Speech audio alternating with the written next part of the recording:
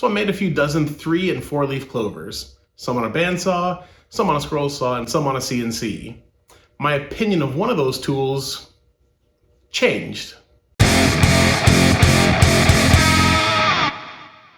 Let's take a look at the tools I used to make these clovers.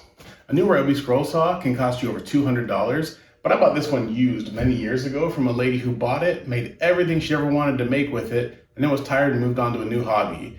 She was just getting rid of it, so she sold it to me for $25. Full transparency, I've never used it until right now. Epic fail. A new Ryobi bandsaw can also cost you over $200, but you guessed it, I bought this one used as well. The previous owner bought a new one, upgraded to a bigger and better version, so he sold this to me for $65 because he didn't have room to let it just sit in the garage and go unused. I bought this Onefinity CNC a few years ago. It cost me about $3,000 for the machine and all the add-ons to get started. I'm not a CNC specialist by any means, and I'm not sponsored by, well, anyone, but I am a fan of the company.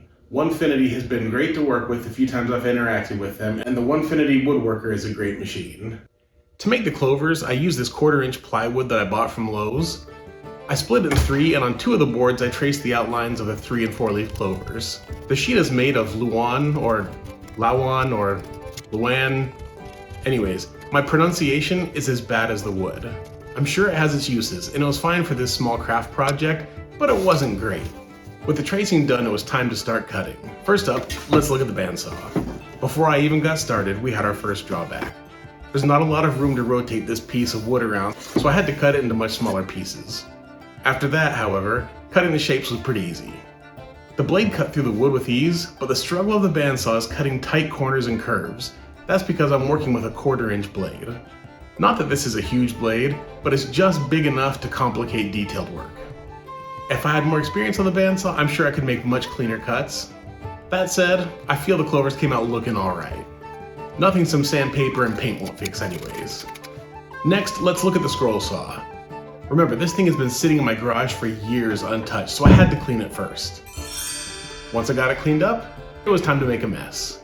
Whereas the board on the bandsaw had to be cut into multiple smaller pieces, the piece of plywood only had to be split into 2 pieces for the scroll saw because there's more room to rotate the wood being cut. I've got 16 inches of clearance to spin this thing around. Another positive point for the scroll saw is that it uses a 1/8-inch blade.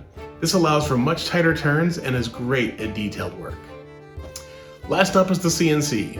Instead of tracing like I did for the bandsaw and the scroll saw, I mocked up the project on a computer. Because the router moves instead of the piece of wood, I can fit the clovers much closer together. I'm cutting out pieces with a 1/8-inch downcut bit. The only real drawbacks here are those of human error because unlike the other 2 tools, you can't stop, back out, and try again when something is going wrong. Instead, you have to hit the oh crap button and start all over. Once the clovers were cut out, I examined the edges of the different cuts. The smoothest, most consistent, and uniform cuts were done by the CNC. The scroll saw made the second best cuts, but not far behind was the bandsaw. With more practice, I'll get better at using the bandsaw and the scroll saw, but for now they're no match for the CNC. Keep in mind that there are things that happen that could change the order here. For example, if I don't cut to the proper depth using the CNC, I'm gonna have to go back probably on the bandsaw or the scroll saw to finish cutting the pieces out. A botched job on the CNC might be fixable with a bandsaw or a scroll saw, but the reverse is not true. Let's talk about time.